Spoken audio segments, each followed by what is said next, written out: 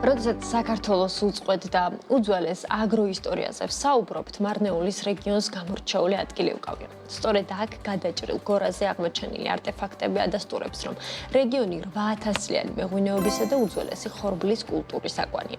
ამ უნიკალური პოტენციალის ათვისებასა და ტურისტულ რუკაზე წარმოჩენას კომპანია ალავერდი ემსახურება. კომპანიამ, რომელიც წლებია წარმატებით აწარმოებს როგორც ქართულ და ფრანგულ საღვინე, ისე სასუფრე ყურძეს განვითარების ახალ ეტაპზე გადაინაცვლა.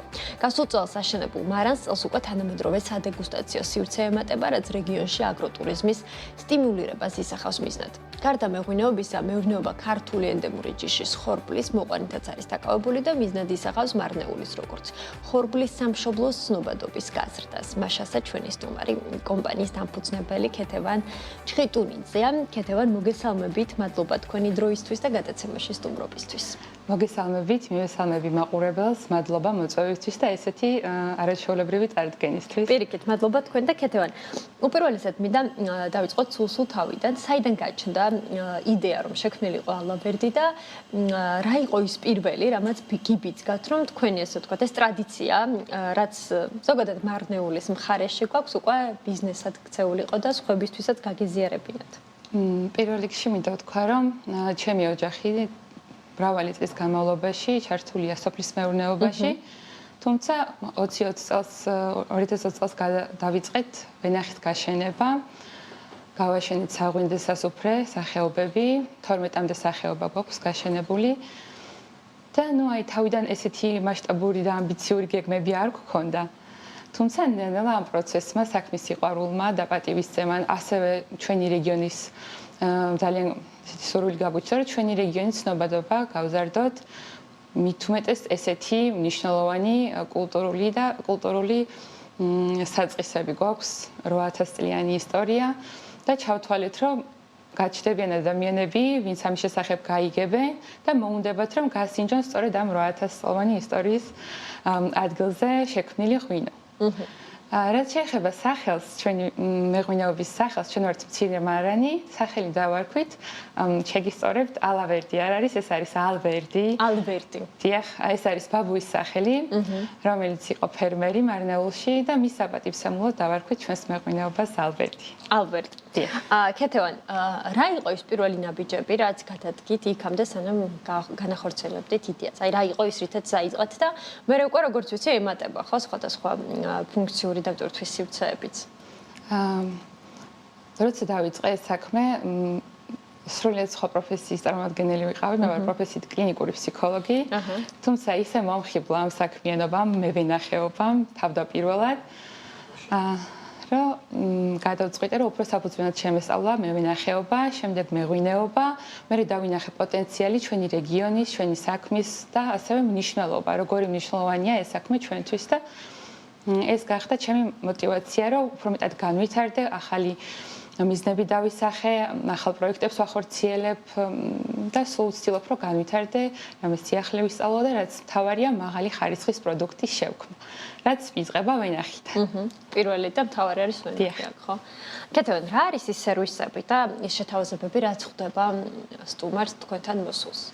ეს ეხლა არის მზადების პროცესში, როგორც თქვენ აღნიშნეთ, სადეგუსტაციო სივრცე. ეხლა შენდება ეს ყველაფერი. ალბათ ნახევარ წელში უკვე მზაობა იგვექნება იმის, რომ მივიღოთ სტუმრები, დავაგემოვნებინოთ ჩვენი ღვინო, ასევე გასტრონომიული თავგადასავალით შევთავაზოთ და ბევრი საინტერესო სიახლე. როგორც აღნიშნეთ, ასევე ჩვენ ვაწარმოებთ ქართულ ენდემური სახეობის ხორბალს და ასევე ქართულ ხორბალს, კი. და ასევე ქართული პურიც განსაკუთრებული გამოვნური თვისებებით იქნება წარმოდგენილი ჩვენს მარანში. ასე რომ ბევრი საინტერესო სიახლე გვექნება ჩვენს რეგიონში.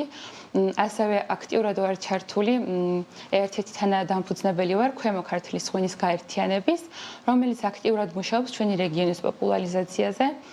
და ეხა იგეგმება, ესე ვთქვათ, უშუალო შეხვედრები თბილისში მეღვინეებთან, ჩვენი რეგიონის წარმომადგენელ მეღვინეებთან, სადაც იქ მოსულ სტუმრებს ექნებათ საშუალება უშუალოდ მეღვინეებისგან გაიგონ ისტორია, შექმნის პროცესი და დააგემოვნონ ჩვენი რეგიონის წარმოებული ღვინო. კეთილად, დაახლოებით რა რაოდენობას ითვლის თქვენი ღვინო, წლიური წარმატება, საიდან სადამდე მერყეობს? როგორც უკვე გითხრა, როგორც თქვენ აღნიშნეთ, შარშან გავაკეთეთ მარანი, ავაშენეთ. და ცოტა ვადები გაგვეწელა მშენებლობის და სრულად ვერ მოვახერხეთ ჩვენი რაღაც რაოდენობით ქონდა ყურძენი სრულად ჩვენ რო გადაგვამუშავებია, ამიტომ წელს ესე ვთქვათ ექსკლუზიური მცირე რაოდენობით ვართ წარმოდგენილი, თუმცა შემდეგი სეზონიდან უკვე ასორტიმენტსაც გავზრდით, დაახლოებით 10 სახეობის ღვინო გვექნება და რაოდენობაც უფრო მასშტაბური იქნება.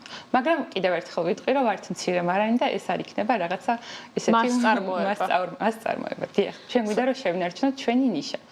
და სად იყიდება თქვენი ღვინო?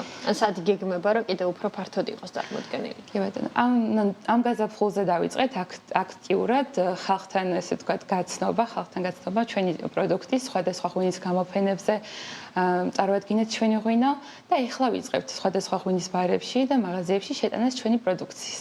ჯერჯერობით მხოლოდ ერთ ჩვენი მეგობრის ღვინის ბარში, რომელიც ახალი გახსნილია, Wine Talk ქვია, მთაწმინდასია, მანდარის წარმოდგენილი ჩვენი ღვინო. კეთილად, პოტენციალზეც მინდა გითხოთ, ზოგადად მარნეულის ჩვენ საუბრობდით ხო ეთერამდეც, რომ 8000 წლიანი ისტორია სადავეს ზუსტად მარნეულიდან იღებს და შესაბამისად საინტერესოა მიმართულებით, როგორია განვითარების ტემპები და მიღმა ღვინის წარმოებისა ზოგადად ტურისტული ობიექტები თუ ჩნდება მარნეულში ახალ-ახალი და ამ მიმართულებით განვითარების რა ეტაპზეა რეგიონი? აი როგორც აღნიშნე, ეხლა ვიწყებთ აქტიურ მუშაობას, როგორც ასე ვთქვათ, მეღვინეების გაერთიანება ქვემო ქართლის და სხვადასხვა მიმართულებით მუშაობთ. ეს იქნება ცნობადობა, პოპულარიზაცია, მასობრივად ხალხთან ჩვენი ღვინის მიტანა და ჩვენი ღვინის გაცნობა.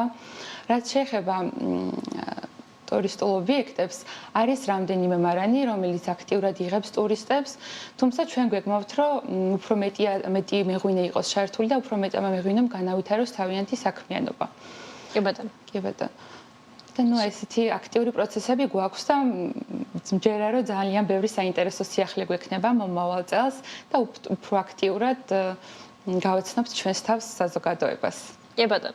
თქვენ შემთხვევაში რატომ გაჩნდა გაფართოების იდეა? გულისხმობ უკვე სადეგუსტაციო სივრცეს და იმ სხვა სერვისების დამატებას, რასაც მომავალში უკვე გააერთიანებს ობიექტი. ნუ აი მოთხოვნიდან გამომდინარეც ალბათ ხო? მოთხოვნა როგორც ესეთი ჯერჯერობით არ არის ესეთი, მაგრამ მე ვფიქრობ, რომ ყველა მეღვინე განსაკუთრებით ჩვენს რეგიონში არის ძალიან ენთუზიასტი, მეოცნებე და მიზანდასახული, იმიტომ რომ ანუ ეს გარემო ძალიან ესე ხელს არ გვიწყობს, მაგრამ ჩვენ თვითონ გვაქვს ძალიან დიდი სურვილი, რომ ჩვენი რეგიონი გავხადოთ ცნობადი და ასოცირებული ხარისხიან ღვინოსთან. კი ბატონო. და როგორც თქვენ აღნიშნეთ, ეს 8000 წლიანი ისტორია იმსახურებს იმას, რომ ჩვენი რეგიონი თავის სათქმელს ამბობდეს ფართო საზოგადოებაში. სწორედ ამიტომ ჩვენ, ესე ვთქვათ, სანამ მოთხოვნა გაჩნდება აქტიური, ჩვენ უკვე რაღაც ნაბიჯებს ვდგავთ, რომ იმ დროს უკვე როცა ხალხი ჩვენზე გაიგებს, ჩვენ უკვე დავიყოთ და კი ბატონო, სერვისები შესთავაზოთ, რომელსაც გაერთიანებს სამომავლოდ თქვენი ობიექტი და მინდა გითხოთ, ყველა ამ პროცესში თქვენთან ერთად ოჯახის წევრები არიან ჩართული და სრულად მარტო უწყობთ ყველას? მარტო ალბათ ამას ვერც ვიოცნებებდი ალბათ ამის გაკეთებას, რასაც ვაკეთებთ. ჩემი ოჯახი არის ჩემი უდიდესი მხარდამჭერი, ჩემი მშობლები, ჩემი ძმა, რომლებიც აქტიურად ჩვენ თვითონ ვართ ჩართული ვენახის მოვლაში, განვითარებაში, ახალი ინფორმაციების სწავლაში, ახალი ტექნოლოგიების დანერგვაში და ამას ალბათ ვერასდროს ვერც შევძლებდი, ვერც ვიოცნებებდი მათი მხარდაჭერის გარეშე. და ჩვენ ესე ერთიანად საოჯახო მარანი ესე ვთქვათ, მივუყვებით ამ ღვინის გზას.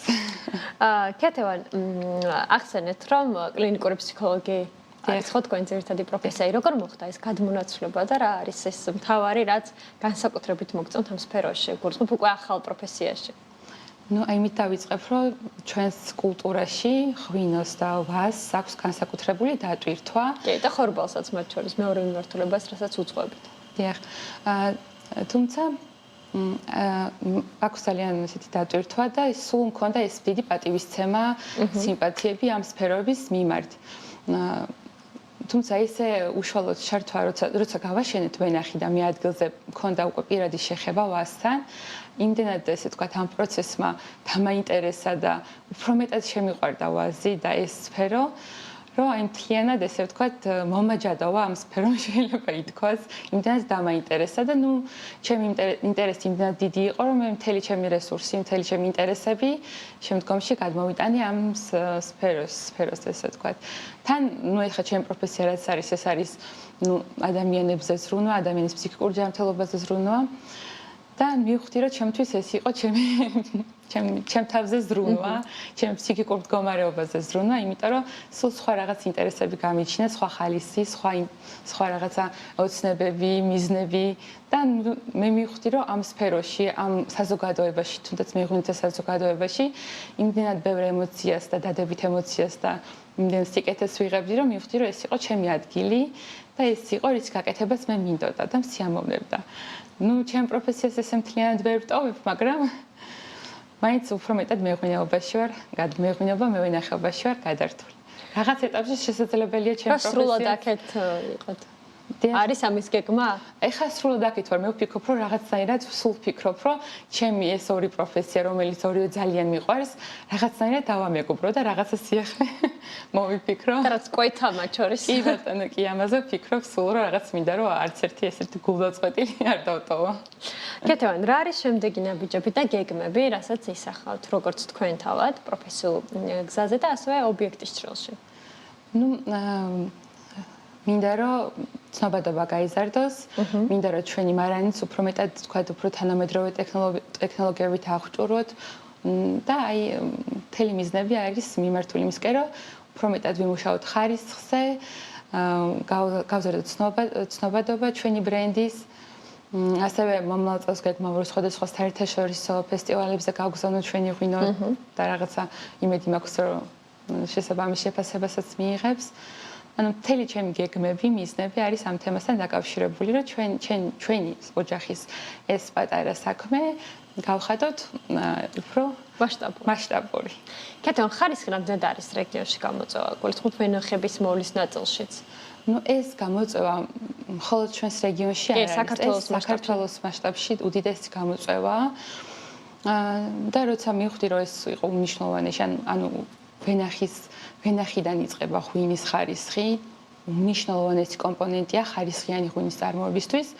მომეცა საშუალება, რომ გამევლო ერთ-ერთი ტრენინგი, FAO-ს ტრენინგი, ტრენერების ტრენინგი, ესე ქვია და აქტიურად გავიარე ერთწლიანი პროგრამა. ეხლა პროცესში ვარ, ჯერ არ დასრულებულა, სადაც ესპანელი კონსულტანტი ანუ ძალიან აქტიურად ყველა მიმართულებით რა კომპონენტიც შეიძლება არსებობდეს ვაზის მოვლაში ყველაფრის შესახებ ძალიან ამომწყურავ ინფორმაციებს გვაძლევს და სხვადასხვა ტექნიკებს გვასწავლის.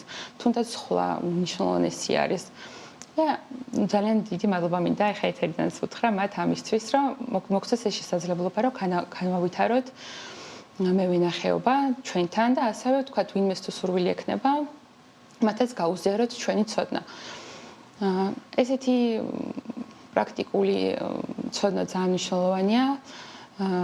აუცილებელია, ანუ აუცილებლად ფორმალური განათლებაც, სადა შეცდომის მეთოდით ძალიან ბევრ დროს დაკარგავს ადამიანი და მინდა ურჩიო ყველას, რომ ვინც მევენახეობით არის დაკავებული, რომ იყვნენ უფრო ღია სიახლეებისადმი და ბევრად უფრო გაიმარტივებენ საქმეს. კი ბატონო. ძალიან დიდი მადლობა კეთევან გადაცემაში სტუმრობისთვის, წარმატებები და გელოდებით სიახლეებით, უკვე გაფართოებული მასშტაბებით ჩვენს ეთერში. დიდი მადლობა. მადლობა კიდევ ერთხელ კეთევან ჩხიტუნიძე, კომპანია ალვერტის დამფუძნებელი იყო ჩვენი სტუმარი, წარმატებებს უსურვებთ მას ამ ძალიან მნიშვნელოვან საქმეში.